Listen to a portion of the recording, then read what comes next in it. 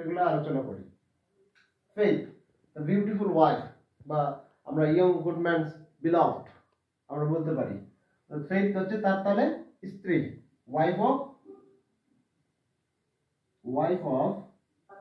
Young Goodman brown. Wife of young Goodman brown, অর্থাৎ তার loving and beautiful wife ছিল কে? এই ফেইথ।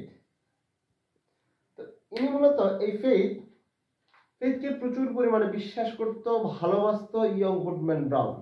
ফেইথকে প্রচুর পরিমাণে ভালোবাসতো এবং ওই যে তাকে প্রমিস করে আমি একটি রাতেই শুধু থাকবো আর পরবর্তীতে আমি সবসময় তোমার সাথে থাকবো, এভাবে তাকে বলে। অবশ্যই তাকে বেশি ভালোবাসে বিদায় বলে, কিন্তু ঘটনা পরিপ্রেক্ষিতে বা গল্পের পরিপ্রেক্ষিতে আমরা একটা সময় দেখতে পাবো যে আসলে ওই যে সবার মধ্যে, অর্থাৎ মানুষ মানে শয়তান মানুষের মধ্যে যে থাকে বা মানুষকে যে প্ররোচিত করে, সেই বিষয়টা আমরা এখানে সুন্দরভাবে দেখতে পাবো। অর্থাৎ এখানে আমরা সুন্দরভাবে যে বিষয়টি দেখতে পাবো যে প্রত্যেকটি মানুষকে শয়তান পরিচালনা করতেছে, অর্থাৎ প্রত্যেকটি মানুষের মধ্যে শয়তানের অবস্থান রয়েছে। কিভাবে?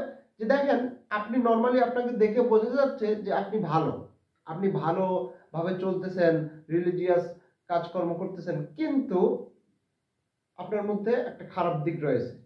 বা আমরা এই গল্পে সেই বিষয়টা দেখতে পাবো যে প্রত্যেকটি মানুষ তাদের সমাজে তাদের ভালো দিকটি দেখাচ্ছে, কিন্তু আসলেই তারা শয়তানের অনুসারী।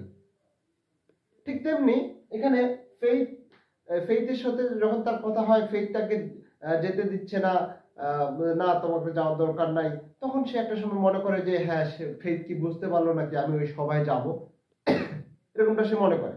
ফেইথ কি বুঝতে পারলো নাকি আমি সেই সভায় যাব।